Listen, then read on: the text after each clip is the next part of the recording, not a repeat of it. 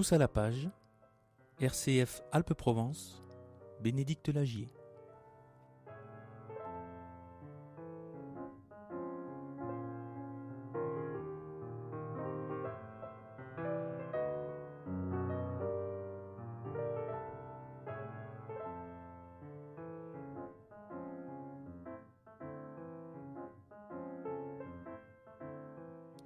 On poursuit notre exploration des métiers cachés du livre dans Tous à la page aujourd'hui. Bonjour et bienvenue sur RCF Alpes-Provence. Très heureuse de vous retrouver pour une immersion dans le vaste monde de l'iconographie.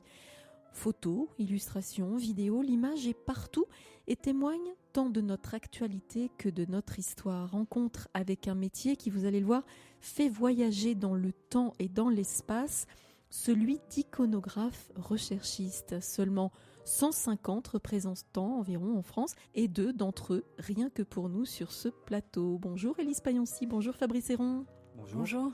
Bienvenue dans notre émission, on est ravis de vous accueillir. Merci d'avoir fait le déplacement jusque dans nos studios. Pour vous Fabrice depuis Lyon. Tout à fait. Quand même. C'est un plaisir. Et vous, Élise Ladrôme, vous êtes tous deux iconographes recherchistes. Alors en clair, vous recherchez et proposez des images afin d'offrir une lecture parallèle, complémentaire d'un sujet. Pour des livres, bien sûr, mais pas que. On va y revenir tout au long de cette émission. Commençons avec vous, Élise Pailloncy. Oui. Ouais, honneur aux dames, Fabrice, ça vous va ? Tout à fait. Bien. Vous êtes iconographe depuis près de 20 ans, dont une quinzaine d'années en presse écrite. C'est ça. Ouais, vous êtes également recherchiste. Vous travaillez pour l'édition et plus précisément l'univers poche et les livres scolaires. Racontez-nous tout d'abord votre parcours. J'ai commencé par une école de photographie. Donc j'ai vraiment une formation de photographe par l'École nationale supérieure Louis Lumière, qui dure 3 ans. À l'époque, il y avait un distinguo entre la prise de vue et le traitement de l'image. Donc moi, j'ai fait une spécialité prise de vue. Et à la sortie de cette école, j'ai fait un stage aux Inrecuptibles, au service photo des Inrecuptibles, où je suis restée finalement pendant à peu près 3-4 ans en tant qu'iconographe. Et ensuite, j'ai essayé d'être photographe pendant quelques temps. C'est un métier pas totalement différent, mais assez différent. Et j'ai pu, par la suite, réintégrer l'iconographie par les hors-séries du journal Le Monde, où je suis restée environ 8 ans. Où j'ai travaillé à peu près 8 ans pour les hors-séries du Monde. Voilà. Et aujourd'hui, donc, j'ai quasi arrêté la presse et je travaille vraiment essentiellement qu'avec l'édition. Alors, on le disait, donc 15 années dans la presse écrite, c'est une bonne spécialisation. Vous avez travaillé notamment pour nos confrères du Monde, donc pour les hors-séries, on l'a dit, pour le Parisien Magazine aussi. Oui, c'est ça. Psychologie Magazine également. Oui. Comment collabore-t-on avec ces grands titres de la presse française ? Quel est le processus ? En gros, ça part d'une commande de la rédaction ? Et on vous contacte ? Comment ça fonctionne ? Non, il y a vraiment une équipe qui est dédiée au sein des rédactions, qu'on appelle un service photo. Après, ça dépend vraiment des structures, mais ça peut aller de une personne. En l'occurrence, au hors-série, j'étais toute seule. Mais dans les grosses rédactions, il peut y avoir une quinzaine de personnes qui travaillent au sein du service photo. Au niveau du statut, c'est des personnes qui sont salariées. Des fois, il y a des personnes qui sont pigistes. Et c'est des personnes qui sont journalistes, en fait, qui ont la carte de presse. Donc, on appelle ça des rédacteurs photo. Iconographe, il y a ce statut de photo-éditeur ou rédacteur photographe. Et rédacteur photographe, ça induit souvent qu'on a la carte de presse, en fait, qu'on est journaliste. Parce qu'on rédige et on apporte un témoignage via la photographie et de l'information via la photographie. Alors, vous participez aux conférences de rédaction ? C'est ça. Ouais. Alors, ça dépend un peu de la place qu'on a au sein du service. Mais souvent, c'est les directeurs photo, les responsables du service photo qui assistent aux conférences de rédaction. Mais j'ai pu assister à beaucoup de conférences de rédaction. Alors, on vous donne l'article. Comment ça se passe ? Ça dépend selon la périodicité du magazine, mais moi, j'ai eu beaucoup cette expérience-là de conférences de rédaction au sein des Inrecuptibles, qui est un hebdomadaire. Donc, il y a une préparation qui se fait un peu de façon anticipée, c'est-à-dire que on va parler des sujets sur le long terme, des numéros à venir des fois à 3 ou voire à 4 semaines, et des numéros qu'on fait la semaine d'après. Donc il y a un dialogue qui se fait au sein de toute la rédaction par anticipation sur les sujets qui sont un peu loin et ensuite au coup par coup après pour les sujets qui sont plus proches et qui sont plus chauds, quoi. Donc vous avez le sujet mais pas encore l'article. Oui, des fois, oui. Et charge à vous de trouver la photo qui va venir. C'est ça, la photo, ou de réfléchir par anticipation à si on produit l'image, si il y a un budget pour produire cette image-là, ou par quel biais on va effectivement trouver les sources, l'image. Alors justement, une fois que vous avez le budget, une fois que vous avez ce que va dire le texte, à quel endroit il va se situer dans la maquette, comment vous allez chercher vos photos à ce moment-là? Est-ce que y a des agences pour ça? Exactement. Est-ce que vous faites appel à un photographe? Comment est-ce que ça se passe? Alors voilà, ça dépend vraiment du budget, de la place qui est réservée à l'image. C'est un vrai dialogue qui se fait avec la partie maquette du journal. Par exemple, quand on a de la place, c'est-à-dire une pleine page pour faire un portrait... Ça, c'est cadeau. Hein. Ça, c'est cadeau. C'est cadeau pour l'iconographe. Ça, c'est cadeau. Et quand il y a du budget aussi, parce que c'est une partie quand même ça, c'est le second assez cadeau. Importante du métier. Et quand il y a le temps, je dirais c'est une dernière donnée, on peut produire une image. À ce moment-là, on va faire appel effectivement à un photographe pour aller réaliser le portrait. S'il y a moins de facteurs qui profitent à cette production, je dirais, on va aller chercher une image déjà existante, soit via agence, soit via plein d'autres sources possibles et canaux possibles, en fait. C'est ça qui est fascinant dans ce métier, c'est que les images, en fait, elles sont un peu partout autour de nous, mais donc on peut les trouver effectivement via les agences, mais pas que, voilà. Il faut aussi ouvrir les yeux. Voilà. Est-ce que chaque support possède sa touche en matière de photo, une sorte d'identité visuelle bien à lui, qui à la fois va imprimer sa personnalité, mais aussi va marquer sa différence, notamment vis-à-vis de ses concurrents, par exemple? Oui, bien sûr, oui. C'est-à-dire qu'il y a une identité qui se fait au niveau du visuel d'un journal. Si on reprend l'exemple de Psychologie Magazine, par exemple. Par exemple, parce qu'il y a une sorte de charte autour de l'image pour qu'elle donne à voir une certaine vision du magazine. Notamment, chez Psychologie Magazine, on évite certaines couleurs dans l'image. En tout cas, quand moi j'ai pu travailler à cette époque-là, notamment le noir, où on va éviter d'avoir la couleur noire qui est peut-être un peu trop sombre, enfin qui peut apporter la tristesse, voilà, qui peut être moins lumineuse, notamment dans le cas d'un portrait. On va éviter de portraiturer la personne sur un fond noir. Pour le Monde hors série, par exemple. Et pour le Monde hors série, alors c'est assez varié, ça reste un journal d'information. Dans les hors-séries, moi, j'ai eu la possibilité de faire aussi beaucoup d'iconographie décalée. Moi, c'est aussi ça que je trouve intéressant, c'est-à-dire que l'image puisse apporter un autre regard, un autre dialogue et une autre vision que ce qu'on va lire dans le texte.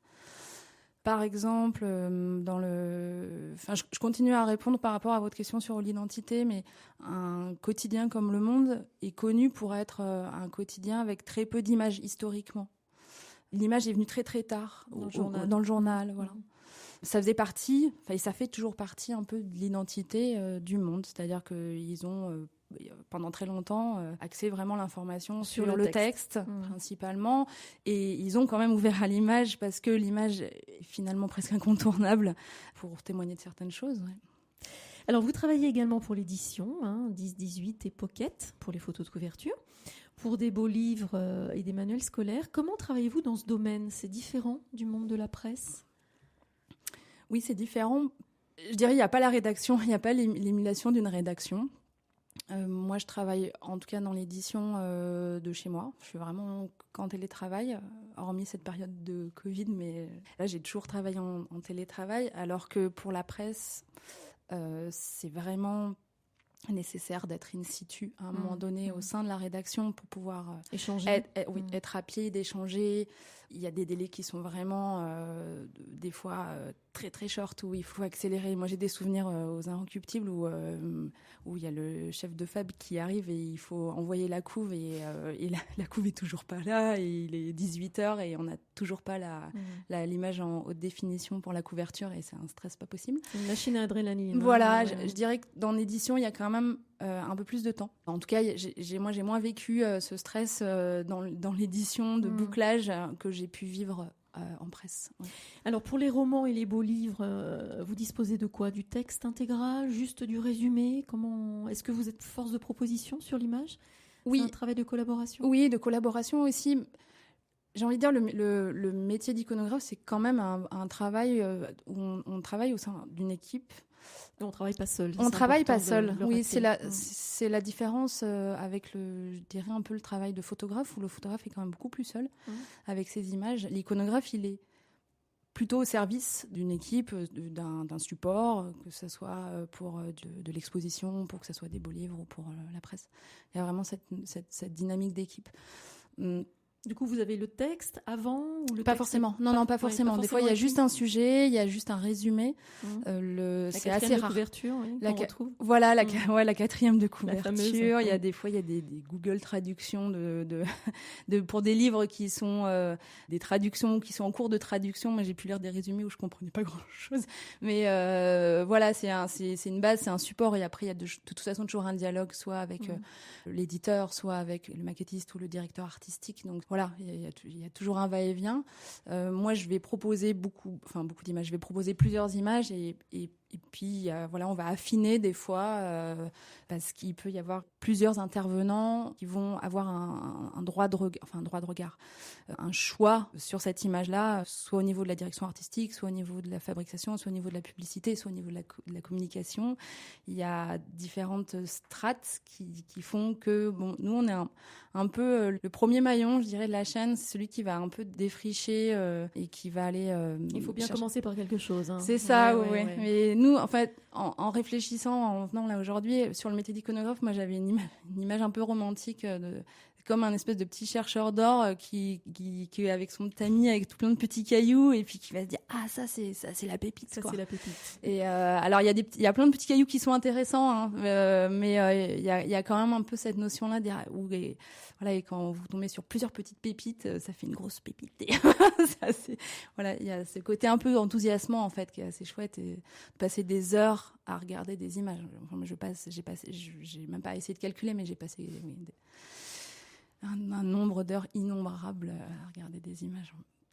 Alors justement, face à la profusion d'images, la montre aide à faire son choix, me disiez-vous en préparant l'émission. Le fameux bouclage, on en parlait. À part ce paramètre de temps, quels sont les critères de choix en faveur d'une image? À quel moment vous vous dites tiens, ça y est, cette image-là, c'est la bonne? C'est plusieurs facteurs. C'est ça, c'est vraiment l'émotion à un moment donné qui va permettre le choix. Il y a l'information, mais il y a aussi l'émotion. L'émotion, elle peut venir par la force, j'ai envie de dire la beauté de l'image, le fait que ça soit une image bien cadrée visuellement, qui soit impactante en fait. Mais pas que. Et ça peut aussi venir d'images tout à fait anodines, même pixelisées. Mais cette image va, surtout en presse, parce qu'elle apporte un témoignage, parce qu'elle est aussi légendée, en fait, cette image. Elle va apporter de l'émotion et vous allez vous dire, oui, c'est celle-là qu'il faut mettre. Et après toutes ces années et ces milliers de clichés qui sont passés sous vos yeux, est-ce que l'émotion, justement, est toujours là quand vous travaillez? Oui. Est-ce qu'il vous arrive de sourire ou au contraire d'avoir les larmes aux yeux devant une image? Comme ça peut se produire pour un texte, d'ailleurs. Oui. Oui. Oui, parce qu'en fait, on passe des fois tellement de temps à regarder ces visuels sur un même sujet. Là, j'ai apporté des exemples de mon travail, notamment sur la guerre d'Algérie ou sur les attentats du 11 septembre ou même sur Fukushima. Et quand on passe des heures à regarder ces images-là, oui, il y a toujours une émotion qui naît. Mais de toute façon, c'est aussi la force des images. Même quelqu'un dont c'est pas le métier va avoir aussi une émotion en regardant une seule image. En une d'un journal, ça peut être... il y a plein d'exemples, mais c'est cette image du petit garçon sur une plage de migrants. On s'en souvient de celle-ci. Bien sûr, parce que, et notamment Le Monde l'avait mis en une, et beaucoup de journaux l'ont mis en une parce que c'est tellement fort que, ça, c'est plus besoin de texte presque, quoi. Allez, c'est l'heure de la pause en musique comme toujours. Et comme toujours, ce sont nos invités qui ont choisi de nous faire partager un coup de cœur. On commence par le vôtre, Élise Pailloncy, avec un clin d'œil à votre métier. celui de Jackie Quartz et sa chanson Juste une mise au point, bien trouvée pour une photographe. Alors, au-delà du cliché, tiens, moi aussi je fais des jeux de mots, ça fait plaisir ce petit flashback dans les années 80. Oui. C'est une chanson qu'on fredonnait à mon école de photo. Voilà, on fredonne avec vous, c'est parti.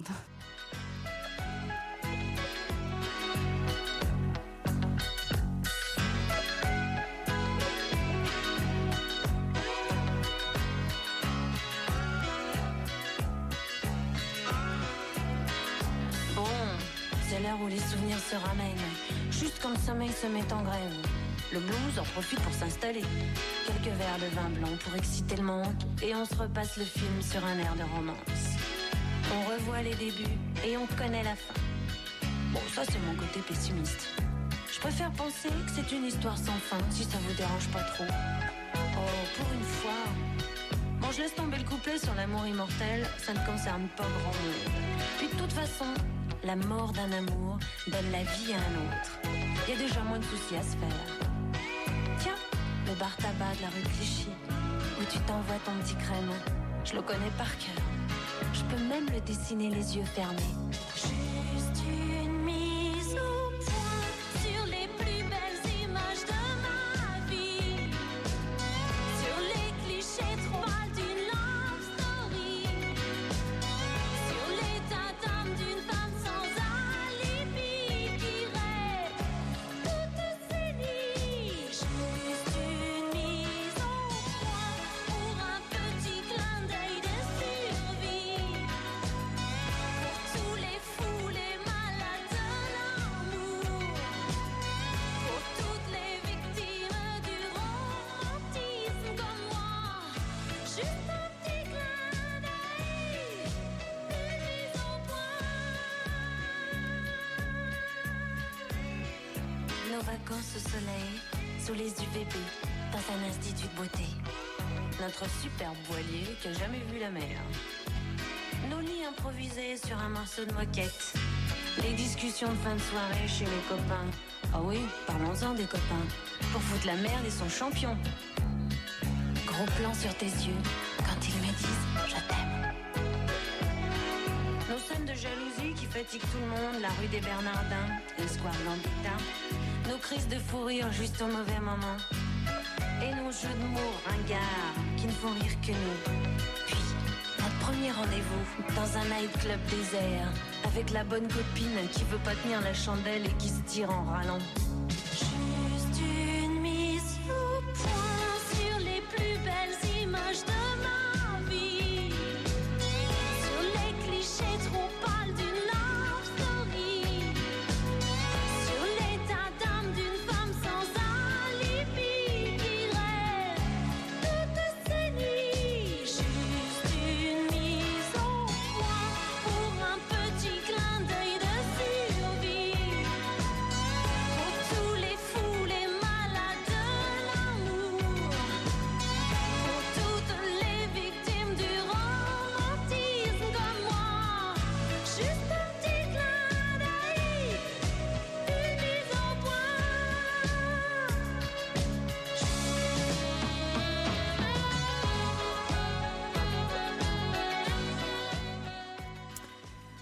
Vous êtes dans Tous à la page sur RCF Alpes-Provence. Bonjour et bienvenue. Si vous nous rejoignez, on explore un métier de l'ombre aujourd'hui, à qui l'on doit les images d'un journal ou d'un magazine ou encore la couverture d'un ouvrage, quand ça n'est pas le livre lui-même, celui d'iconographe recherchiste. Avec mes deux invités, Élise Pailloncy, spécialisée en presse écrite, avec qui nous avons passé la première partie de notre émission, et Fabrice Héron, à qui il est temps de passer le micro. Rebonjour Fabrice. Oui, bonjour Bénédicte. Vous êtes iconographe depuis plus de 15 ans, vous travaillez vous aussi dans l'édition, mais également dans l'audiovisuel pour la production de documentaires notamment. On va y revenir dans un instant. Racontez-nous tout d'abord, vous aussi, votre parcours, assez différent de celui d'Élise Pailloncy, puisque vous n'êtes pas entrée dans le métier par la photo, mais par l'histoire. Tout à fait. Donc, première formation initiale en histoire à Paris, et qui m'a conduit vers le goût de la documentation, le goût des archives, le goût des textes, le goût de la chose ancienne. Donc, j'ai voulu poursuivre ce cursus en suivant la formation de documentaliste audiovisuel à l'INTD, qui est l'Institut national des techniques de la documentation, au CNAM, aux Arts et Métiers à Paris. Avec l'INA, c'était une formation qui était proposée en binôme avec l'INTD et l'INA, l'Institut National de l'Audiovisuel, à Brie-sur-Marne, et donc qui formait au métier de documentaliste, vraiment de manière large. Et c'est à l'issue de cette formation d'1 an que j'ai pu me spécialiser vers un métier que je ne connaissais pas, qui est le métier de recherchiste. Au moment où il fallait choisir son stage, j'ai décidé de l'exercer au sein d'une des sociétés de recherchistes en France et de faire mon mémoire sur ce métier qui venait du Canada.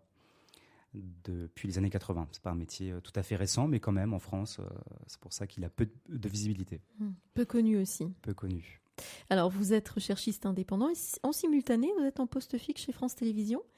Et là, on est en 2006, au moment de la guerre du Liban. Vous travaillez pour Complément d'enquête. Alors, pour effectivement cette expérience au sein de France Télévisions, donc j'étais documentaliste audiovisuel au sein de la médiathèque centralisée. On travaillait avec les journalistes de la rédaction à la préparation des sujets qui sont dans les JT du 13h et du 20h. Et effectivement, j'ai eu une expérience aussi de documentaliste détaché dans les services où je travaillais directement avec certains rédacteurs et certains journalistes spécialisés sur la politique, l'économie, la politique internationale. Et effectivement, j'ai travaillé pendant l'été 2006 en pleine deuxième guerre du Liban. Donc c'était assez... Voilà, c'était vraiment il y avait de l'actu. Il y avait de l'actualité, ouais. De la photo, du livre, vous avez travaillé aussi pour La Découverte ? Oui, alors... Des beaux livres. Juste après mon expérience à France Télévisions, j'ai eu la proposition, l'opportunité de travailler avec les éditions La Découverte à finir un cycle qui avait commencé sur l'histoire de l'immigration, des présences des Suds en France. Donc c'est une série documentaire, d'ouvrages documentaires sous la direction de Pascal Blanchard qui avait commencé sur Paris. Et donc après ils étaient partis en région et ils cherchaient quelqu'un pour faire un livre sur la région Rhône-Alpes, sur la région du Nord-Est et sur la région du Sud-Ouest, Normandie et Pays de la Loire.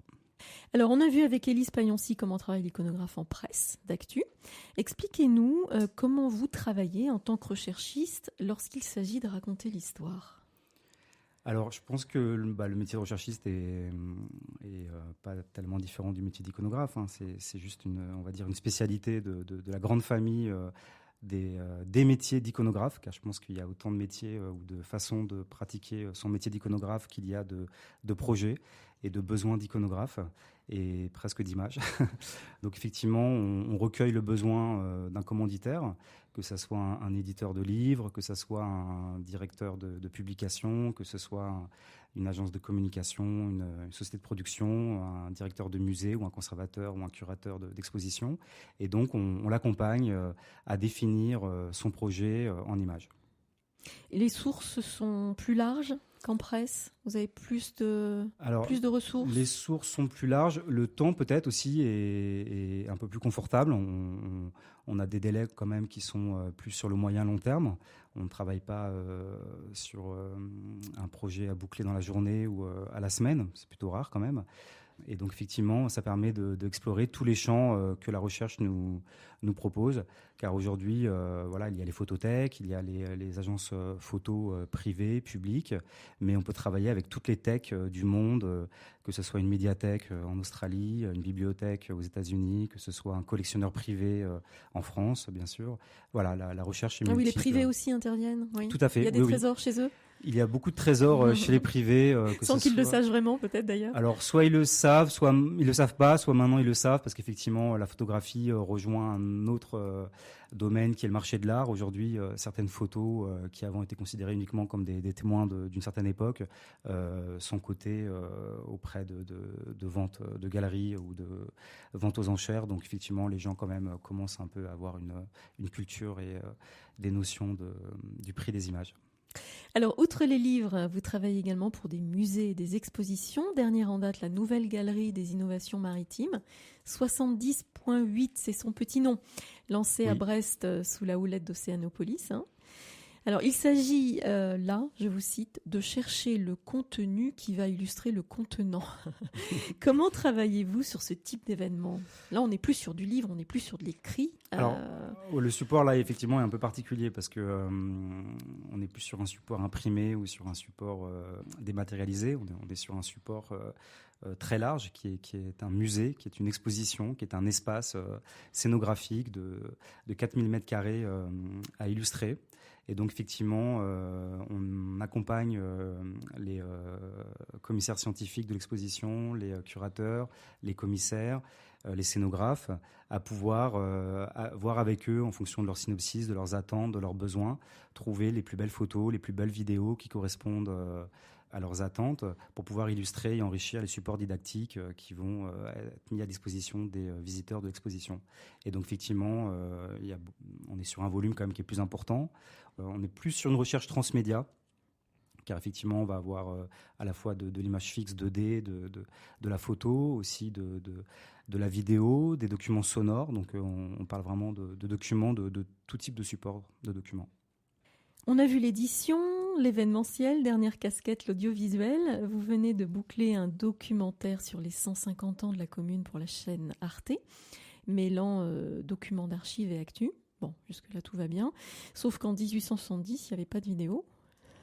Alors comment est-ce qu'on s'en sort dans ce cas-là pour réaliser un documentaire sans source vidéo ? Tout à fait. Où se trouve l'image ? Où est-ce qu'on va chercher ? Alors, je pense que c'est le propre vraiment d'un iconographe, c'est effectivement par rapport à un sujet donné, pouvoir partir d'une certaine ascèse, aller jusqu'à l'obsession de la recherche et pouvoir trouver les meilleures images qui correspondent au projet. Donc sur un projet de documentaire où effectivement on s'attendrait à avoir de l'image animée, sur une période où il n'y a pas d'image animée produite encore en 1870, parce qu'il faut attendre 1895 les Frères Lumière.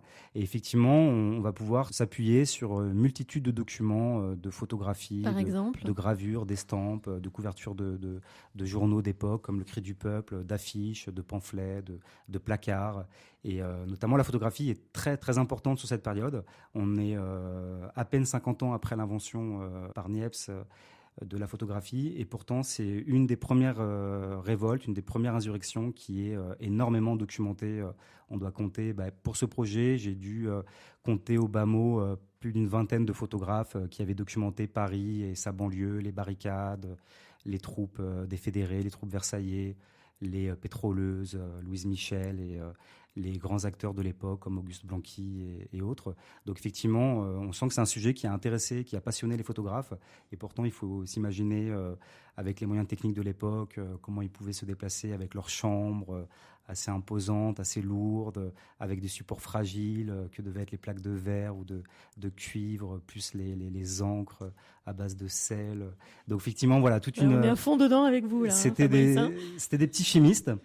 Et voilà, effectivement, ils transportaient tout leur barda au milieu des ruines et des gravats. Donc c'est assez passionnant de retrouver effectivement des photographies qui documentent cette période, mais c'est pas la première. Voilà, il y a déjà la guerre de sécession qui avait été bien documentée en photo dès 1861. Et la guerre de Crimée également. Donc effectivement, voilà, on est vraiment dans cet âge d'or de la photographie du 19e siècle.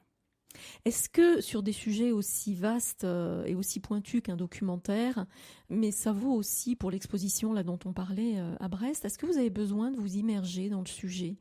Parce que on vous donne un script pour le documentaire, vous travaillez avec les scénographes, avec les conservateurs pour le musée, mais est-ce que vous, pour vous immerger, pour vous acculturer au sujet, vous avez besoin de quelques jours ou de quelques heures, je ne sais pas, bien sûr, pour rentrer dans le sujet ? Oui, tout à fait. C'est nécessaire. C'est très important parce que même si on a une bonne culture générale, effectivement, on ne peut pas savoir tout sur tout, forcément. Donc, chaque sujet, chaque nouveau projet nous amène son lot de sujets, de thèmes, d'environnement. Et il est très important de pouvoir se plonger dedans, de vraiment s'approprier le sujet par une bibliographie, par une filmographie, voir qu'est-ce qui a déjà été fait sur le sujet, pour pouvoir vraiment s'acculturer de lieux géographiques, de noms propres, d'événements. Et tout ce travail-là préliminaire, pour moi, est vraiment un plus au moment de la recherche. Et là, tous les moyens sont bons ? Les livres ? Alors, tous les moyens sont bons, c'est surtout de la concentration et effectivement faire de la recherche et beaucoup lire, Internet, les bibliothèques, les médiathèques. Voilà, des mémoires aussi, des thèses d'étudiants. On trouve quantité d'informations dans tous ces travaux universitaires avant de vraiment partir en quête d'images, photos et vidéos. Les meilleurs résultats arrivent souvent dans les derniers jours de travail, voire après, me disiez-vous. À quel moment vous vous dites qu'un travail est terminé, sachant que, et là aussi je vous cite, un bon recherchiste est un insatisfait permanent. C'est compliqué tout ça. Oui, je pense que c'est le propre de l'iconographe. Il y a vraiment une quête obsessionnelle par rapport à un sujet de recherche. Donc effectivement, on peut déterminer que la recherche est terminée tout simplement quand la fin de la partie est sifflée, soit par le commanditaire, soit par le temps aussi qui nous est imparti, soit par le budget aussi qui nous est alloué pour un projet. Et puis, une fois de plus, comme disait Élise, on est un maillon d'une chaîne. Il y a un commanditaire avant nous, mais il y a aussi après nous un monteur, un graphiste. À côté, il peut y avoir bien sûr un directeur artistique, des scénographes, un éditeur. Donc effectivement, tout ce petit monde réagit autour des images qu'on leur ramène, qu'on leur propose. Et il y a un moment, effectivement, que ce soit lors d'une réunion éditoriale ou un comité de rédaction, effectivement, il y a un moment où des arbitrages sont faits et on décide d'arrêter parce que l'image est trouvée. Et est-ce qu'il arrive, à contrario, qu'un sommaire, un script pour un film évolue parce que y a un afflux d'images qu'on n'avait pas soupçonnées au départ? Oui, alors sur les projets sur lesquels je suis amené à collaborer, effectivement, que ce soit des projets d'ouvrage, notamment le dernier en date, Décolonisation française, la chute d'un empire aux éditions La Martinière. Effectivement, donc on partait sur 1960 jusqu'à nos jours. Effectivement, l'image coloniale est très importante et donc on en trouve de multiples facettes. Et donc c'était important effectivement que l'image prime sur le texte, ou en tout cas vienne presque à égalité avec le texte. Et donc en fonction des images qu'on a pu trouver, certains passages du sommaire ont pu être actualisés, rajoutés ou supprimés. Et est-ce que l'image peut aller jusqu'à amener l'idée d'un projet? Oui, bien sûr. Finalement, en être le moteur? Alors l'image photo, l'image film aussi, animé bien sûr. J'ai en tête un documentaire qui était passé ces dernières années sur Antoine de Saint-Exupéry qui avait pu être réalisé grâce à des nouvelles images qui avaient pu être exhumées bien après sa mort, qui ont été révélées dernièrement. Je pense aussi au film sur Diane Arbus, donc cette photographe américaine effectivement, dont les photos ont été trouvées très tardivement. Donc, effectivement, l'image en tant que matière d'un projet peut effectivement être à l'initiative de la création de ce projet. Dernière pause musicale avant de vous retrouver, Élise Paillonci et Fabrice Héron, pour un échange croisé sur votre métier. Fabrice, à votre tour. Vous avez choisi Family Affair. Family Affair de Sly and the Family Stones, parce que l'iconographie est une grande famille. Allez, c'est parti.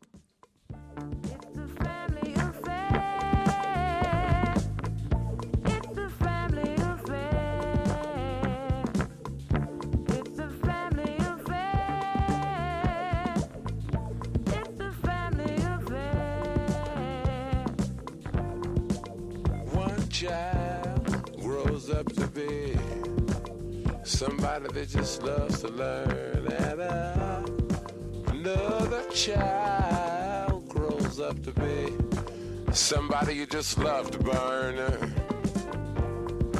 Mom loves the both of them, you see it's in the blood.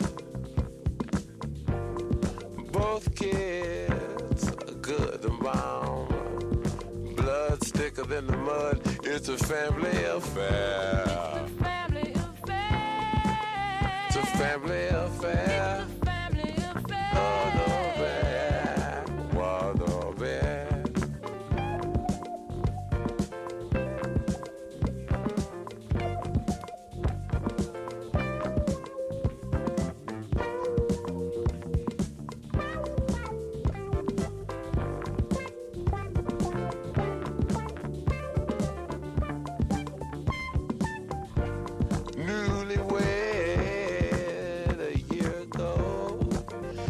Still checking each other out. Hey, nobody wants to blow. Nobody wants to be left out. You can't leave cause your heart is there. But you can't stay cause you've been somewhere else. You can't cry cause you look broke down. But you're crying anyway cause you're all broke down. It's a family affair. It's a family affair. It's a family affair.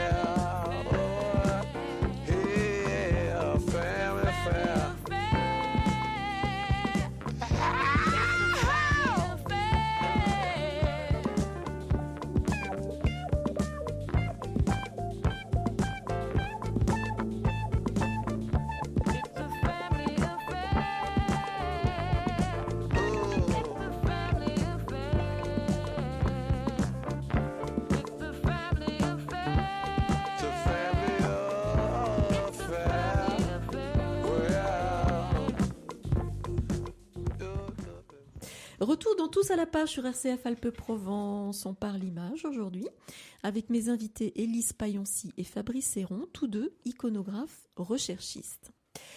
Une image, il faut parfois aller la chercher au corps à corps, me disiez-vous, Élise. Oui. Quelles sont, à votre avis, à tous les deux, les qualités qui font un bon iconographe recherchiste? Bon, la patience déjà, visiblement. Une solide culture générale aussi, ça on l'a compris. Qu'est-ce qu'il faut d'autre pour être à l'aise dans ce métier et être efficace? La curiosité, Oui. D'aller voir des images, sortir voir des images, pas uniquement les voir sur un écran, mais aller vraiment les voir physiquement, voir des expositions. En ce moment, c'est un peu la pénurie d'expositions, mais c'est d'autant plus, je pense, la pénurie en ce moment qu'on se rend compte que c'est important d'aller voir des images visuellement, de les tenir, d'ouvrir des livres, de voir des reproductions. Oui, donc une curiosité à 360 degrés, tous les... Oui, curiosité, moi je dirais aussi tous les médias. Fort relationnel, parce que vraiment c'est un métier d'échange, c'est un métier de lien. D'ailleurs en ce moment on en manque un peu, on est tous derrière notre écran chez nous.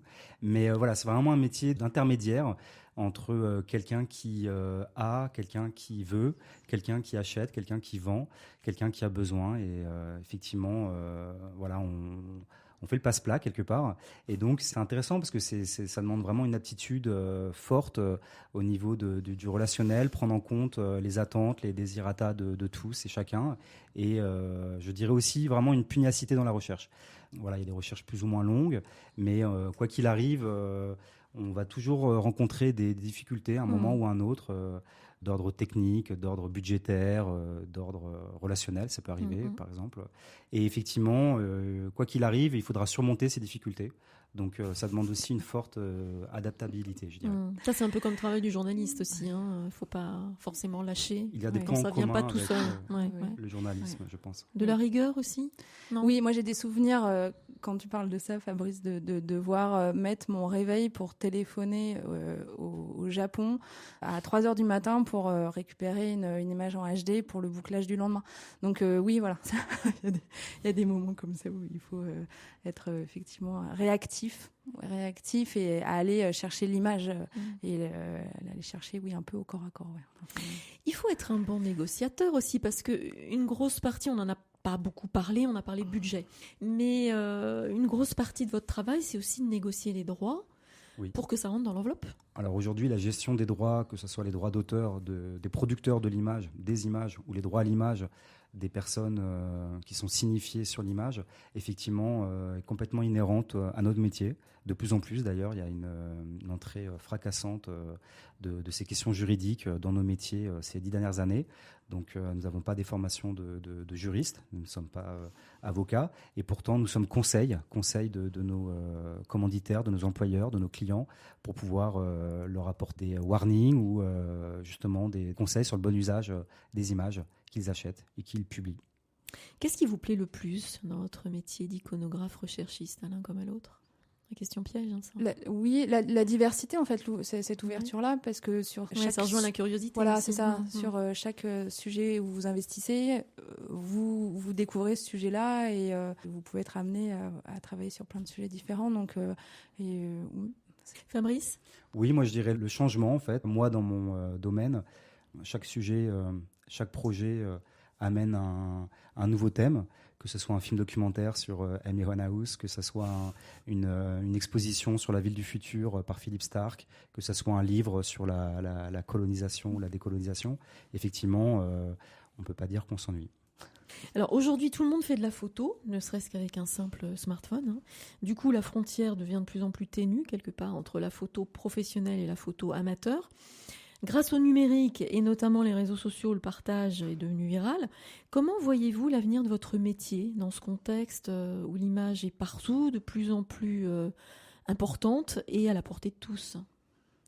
Alors, je réponds en premier, mais moi, je suis assez sereine sur l'évolution de notre métier parce que je pense qu'il y aura toujours besoin d'avoir justement des gens qui font, entre guillemets, le tri et qui vont faire cette sélection-là et ce choix-là avec cette vision un peu globale des images existantes et de l'environnement. Donc, même s'il y a une profusion d'images, il y aura peut-être une profusion d'iconographes, ou en tout cas de plus en plus un besoin d'iconographie. Puis tout n'est pas sur Internet, Fabrice, vous me disiez Oui. aussi. Alors tout n'est pas sur Internet, ça nous arrive encore bien sûr de nous déplacer auprès d'agences photos qui n'ont pas numérisé l'ensemble de leurs fonds. Je pense notamment à l'agence Keystone, même si aujourd'hui je pense qu'ils doivent être pas loin et encore ils doivent découvrir encore des boîtes ou des diapositives. Mais chez des photographes qui ont gardé des fonds encore en diapositives ou en tirage auprès de bibliothèques, de musées, les archives bien sûr, les centres d'archives en France, archives nationales, archives départementales, archives municipales. Il y a tout un millefeuille en France administratif qui correspond aussi à multitude de sources d'archives et de photographies. Et effectivement, il faut se déplacer pour pouvoir y accéder. Tout n'est pas numérisé, oulala, loin de là. Et puis la digitalisation, est-ce qu'il ne faut pas s'en méfier aussi un petit peu? Parce qu'on parle des fake news, il y a peut-être des fake photos aussi, non? Alors, sur les fake photos, aujourd'hui, il y a quand même des logiciels, notamment des professionnels comme l'agence AFP, qui ont édité un logiciel qui permet de repérer les photos qui ont été retouchées. Après, effectivement, c'est important ce que vous dites, parce qu'effectivement, ça nous amène sur l'analyse de l'image.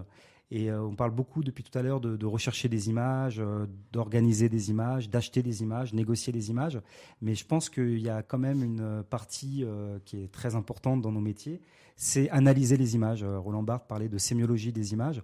Et une image peut être multiple. Il y a l'image, le premier sens, il y a l'image deuxième sens, il y a aussi l'image mentale, le message qu'une image peut véhiculer. Et effectivement, je pense qu'il y aura toujours besoin de professionnels pour pouvoir analyser ces images et pouvoir les chercher au mieux. Et les contextualiser, oui, c'est ça. Très important. Iconographe, c'est un métier où on voyage beaucoup. 3 petits points virtuellement, m'avez-vous dit tous les deux, au sens propre comme au sens figuré d'ailleurs. Un souvenir marquant pour finir, l'un et l'autre, à partager avec nos auditeurs. Une photo qui vous a fait voyager. Oui, alors beaucoup d'images. Chaque projet amène son lot un peu d'images iconiques qui nous font voyager. Moi, je me souviens surtout d'une image que j'avais été très très satisfait de trouver pour un ouvrage aux éditions La Découverte sur les présences afro-caribéennes en France. Et donc, c'était à la BHVP, la Bibliothèque historique de la ville de Paris, qui est un magnifique hôtel particulier dans le Marais. Et je consultais un classeur et tout d'un coup, je tombais sur une photo où on voyait un couple d'Antillais présumés, rue Mouffetard, en 1947 à Paris. Et il s'est avéré après que cette photographie avait été réalisée par Robert Doisneau. Et on s'en est aperçu après des recherches. Et effectivement, les petites filles à l'atelier Doisneau ne la connaissaient pas. Et elles-mêmes étaient très contentes qu'on ait pu retrouver ce tirage argentique.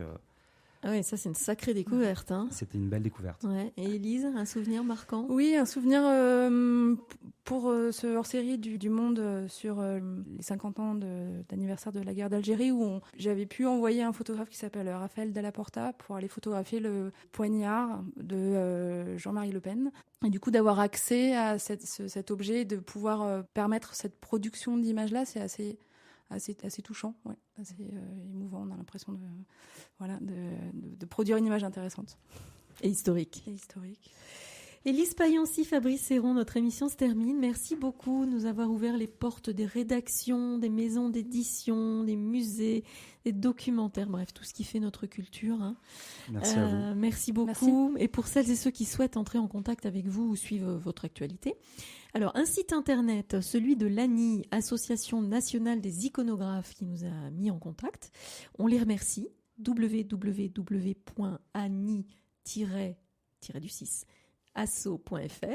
Sans oublier vos sites personnels, elisepaillancy.fr pour vous Élise et lesiconographes.com pour vous Fabrice.